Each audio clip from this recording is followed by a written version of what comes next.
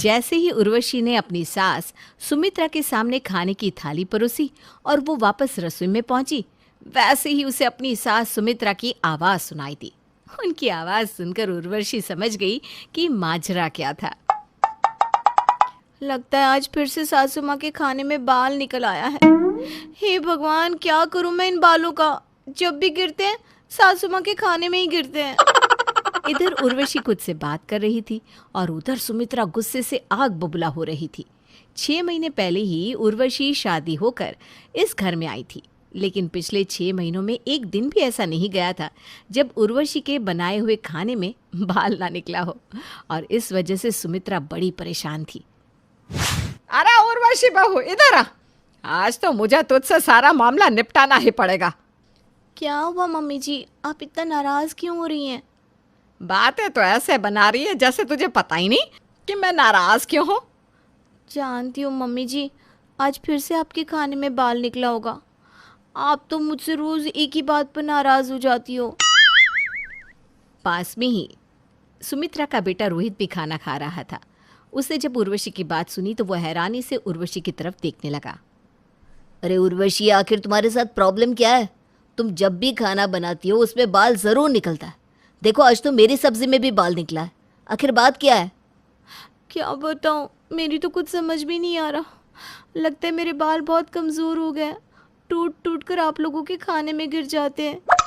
मुझे तो लगता है कि तुम्हारे बालों को आत्महत्या करने का शौक चढ़ गया है। जब देखो तब खाने में कूद कूद कर मरते हैं। देखो उर्वशी, खाना बनाते वक्त तुम एक कैप पहन लिया करो, जिसकी वजह से तुम्हारे बाल खाने में नहीं गिरेंगे। तुमने देखा होगा ना, बड़े बड़े होटल में जो शेफ होते हैं वो अपने सिर पर कैप पहन कर रखते हैं ताकि उनके ग्राहक के किसी खाने में बाल ना जाए, वरना तो सारे पैसे वापस मांग लेता है ग्राहक। आप भी कमाल करते हैं। अब क्या मैं अपने ही घर में शेफ बनकर घूमूंगी? सही कह रहा है मेरा बेटा, कुछ तो करना पड़ेगा ना। अगले दिन रोहित उर्वशी के लिए एक बड़ी सी कैप लेकर आ जाता है और उर्वशी उसे पहनकर खाना बनाने लगती है।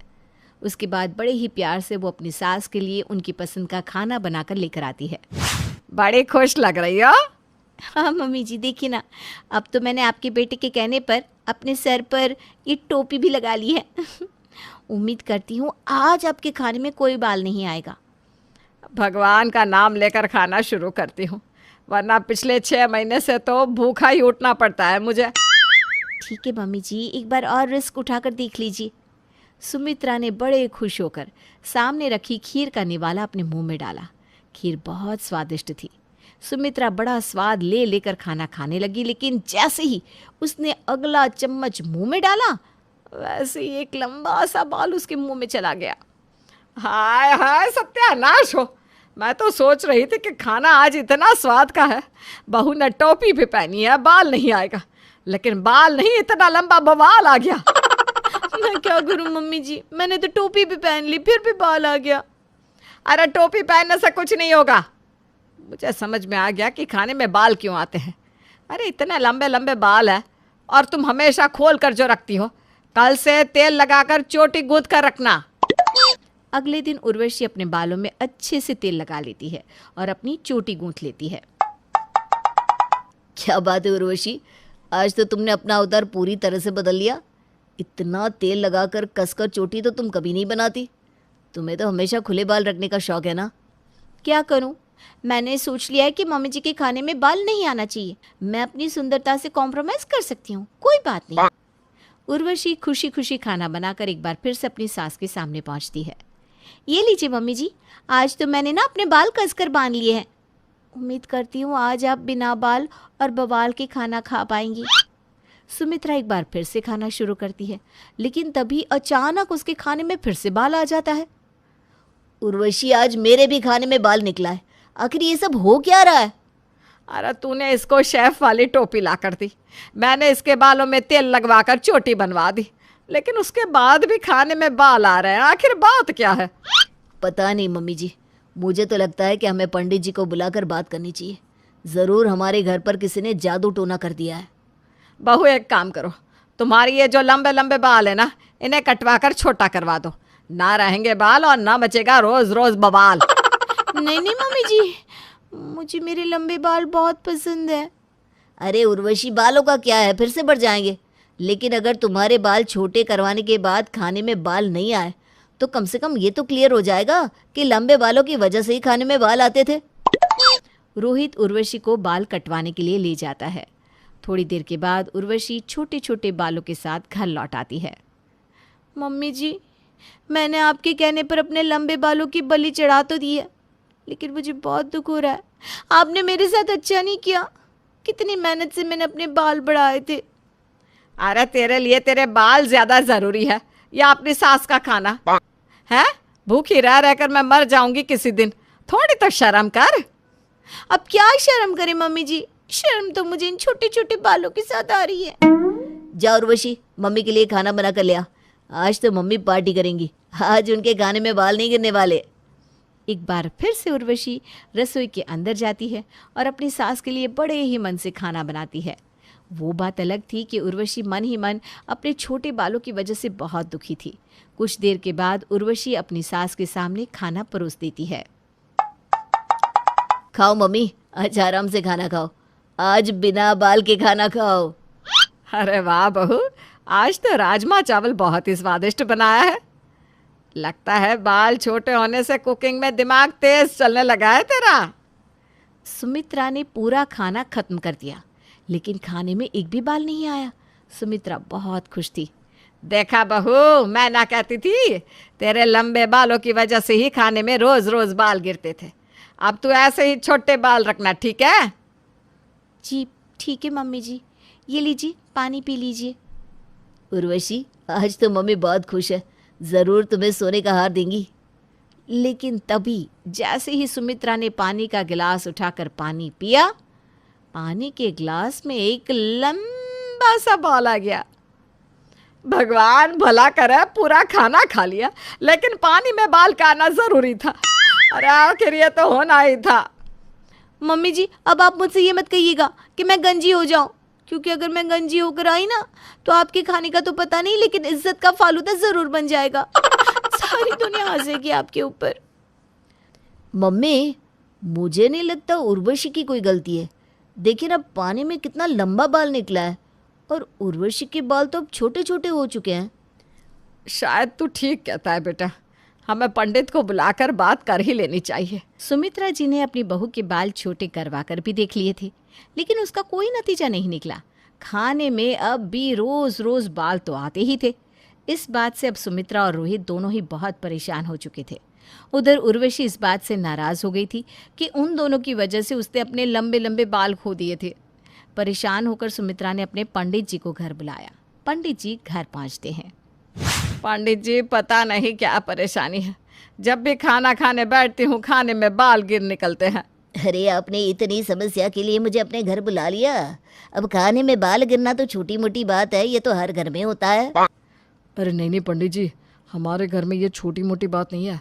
देखिए ना, जब से मेरी और उर्वशी की शादी हुई है तब से हर दिन माँ के खाने में बाल गिरते हैं। पहले मैंने उर्वशी को कैप ला कर दी, फिर भी बाल गिरे। उसके बाद उसके बाल बंधवा दिए, फिर भी बाल गिरे। और अब उसके बाल छोटे छोटे करवा दिए, फिर भी खाने में बाल आ ही रहे। हमारी तो कुछ समझ में नहीं आ रहा पंडित जी, आखिर ये सब हो क्या रहा है? लगता है हमारे घर पर किसी बुरी आत्मा का साया है। अरे, आप लोगों ने ये क्या किया? बहू रानी के इतने सुंदर लंबे बालों की बलि चढ़ा दी।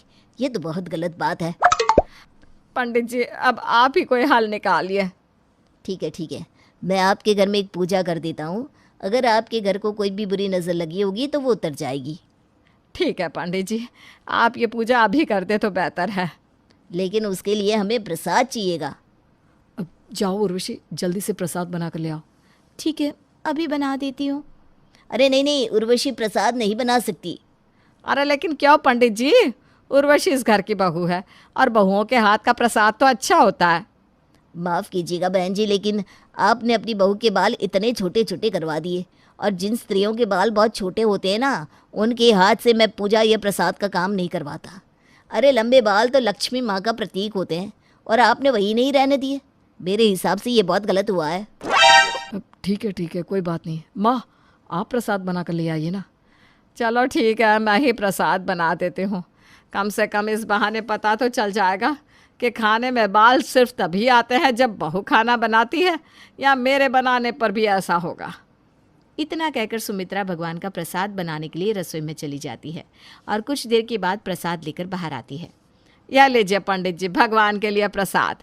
बहुत अच्छी बात है, आइए अब पूजा शुरू करते हैं। उर्वशी बहू, तुम दूर ही रहना, क्योंकि पंडित जी ने कहा है कि तुम पूजा में नहीं बैठ सकती। ठीक है मम्मी जी, जैसा आप कहें। पंडित जी ने पूजा शुरू कर दी थी। पूजा शुरू करने के बाद वो जैसे ही प्रसाद चढ़ाने लगे, उन्होंने देखा कि प्रसाद में एक लंबा सा बाल पड़ा हुआ था। अनर्थ हो गया, भगवान के प्रसाद में बाल। मैं आपसे कह रही थी ना पंडित जी, हमारे घर पर जरूर किसी बुरी आत्मा का साया है। अब देखिए ना, आज तो प्रसाद मैंने बनाया है। लगता है मम्मी जी आपको भी अपने बाल कटवाने पड़ेंगे। अरे नहीं नहीं, मैं अपने बाल नहीं कटवाने वाली। मुझे इस उम्र में अपना मजाक थोड़ी ना बनवाना है। अरे बाल कटवाने की कोई आवश्यकता नहीं है, बस हमें ठीक से पता करना पड़ेगा कि आखिर मामला क्या है। पंडित जी, आप देखिए ना, आखिर हुआ क्या है। पंडित जी अपनी आंखें बंद करके बैठ जाते हैं और मंत्रोच्चार करना शुरू करते हैं। कुछ देर के बाद जब वो आंखें खोलते हैं तो उनके चेहरे पर अजीब से हाव भाव थे। क्या हुआ पंडित जी, सब ठीक तो है ना? पंडित जी, कहीं ऐसा तो नहीं कि सच में हमारे घर पर किसी चुड़ैल का साया है? जल्दी बताइए ना पंडित जी, मुझे तो बहुत घबराहट हो रही है। आपके घर पर किसी चुड़ैल का नहीं, बल्कि रोहित की दादी का साया मंडरा रहा है। रोहित की दादी का साया? क्या मतलब? देखिए, वो घर की बुजुर्ग है और किसी बात से बहुत नाराज है, इसलिए हर रोज खाने में आकर बाल डाल देती हैं। मम्मी जी, वो आपकी सास थी, आपसे ही नाराज होंगी, इसीलिए तो ज्यादातर वक्त आपके ही खाने में बाल निकलते हैं। क्या आपका आपकी सास से बालों को लेकर किसी प्रकार का झगड़ा हुआ था? वो क्या है ना पंडित जी, मेरी सास कहती थी कि रसोई में जब भी काम करो अपना सर ढक कर करो, लेकिन मुझे सर ढक कर रखना पसंद नहीं था। लेकिन मम्मी जी, वो आपसे सर ढकने के लिए क्यों कहती थी? अरे उन्हें लगता था कि खाने में बाल नहीं गिरेंगे सर ढकने से, लेकिन मैंने ना अपनी जिद के चलते उनकी कोई बात नहीं मानी। इतनी छोटी बात पर तो कोई भी बुजुर्ग आत्मा इतना परेशान नहीं करती, जरूर कुछ और हुआ होगा। बताइए ना माँ, आखिर क्या हुआ था? हो सकता है कि पंडित जी कोई उपाय बता दे, दादी की आत्मा शांत हो जाए और आपको इस रोज़ रोज़ की परेशानी से मुक्ति मिल जाए। वो क्या है ना पंडित जी, जब भी मेरी सास मुझे कुछ कह देती थी या मुझसे ज़्यादा काम करवाती थी तो मैं जानबूझकर उनके खाने में बाल डाल देती थी, जिसकी वजह से वो खाना नहीं खा पाती थी, क्योंकि मेरी सास को ना बालों से सख्त एलर्जी थी। अच्छा, तो ये माजरा है, इसीलिए उनकी आत्मा यहाँ भटक रही है। मम्मी जी, बड़ी सासू माँ की इस दुनिया से जाने के वक्त भी आपने कुछ गड़बड़ की होगी, तभी वो अभी भी यहीं रहती हैं। अरे सच कह रही हूँ, इससे ज़्यादा मैंने कभी कोई गड़बड़ नहीं की। लेकिन किसी के खाने में जानबूझकर बाल डालना बहुत पाप होता है सुमित्रा जी। अब देखिए, आपकी सास आपसे बदला ले रही है। लेकिन दादी को मनाने का कोई तरीका तो होगा ना पंडित जी? वो नाराज़ है तो हम पूरी कोशिश करेंगे कि वो मान जाए। अब तो एक ही तरीका है, आपको सोने के 100 बाल बनवा कर पंडित को दान करने होंगे। सोने के 100 बाल? अरे ये तो बहुत महंगा पड़ जाएगा पंडित जी। महंगा पड़ जाएगा तो क्या होगा मम्मी जी, काम भी तो आपने ऐसा ही किया है। अब देखिए, आपको ज़रा सी परेशान हुई तो आपने मेरे बाल कटवा दिए, लेकिन आपने खुद अपनी सास को कितना परेशान किया उसके बारे में कभी नहीं बताया। मुझसे बहुत बड़ी गलती हो गई और अब मुझे इसका प्रायश्चित भी करना ही पड़ेगा। ठीक है, मैं सोने के 100 बाल बनाकर पंडित जी को दान कर दूंगी। देखा मम्मी, आपकी गलती आप पर ही भारी पड़ गई। आपने अपनी सास के खाने में बाल डाले, लेकिन यहाँ तो आपकी बहू के बिना डाले ही आपके खाने में बाल निकल रहे थे। इसके बाद सुमित्रा सोने के 100 बाल बनवाकर पंडित को दान करती है और अगले ही दिन से उनके घर में खाने के अंदर से बाल निकलना बंद हो जाता है। जानती है मम्मी जी, आपने जो भी अपनी सास के साथ किया उस बारे में जानने के बाद मुझे कैसा फील हो रहा है। हाँ हाँ बोलो, अब तुम भी बोल ही दो। बस एक ही लाइन कहूँगी, क्योंकि सास भी कभी बहू थी।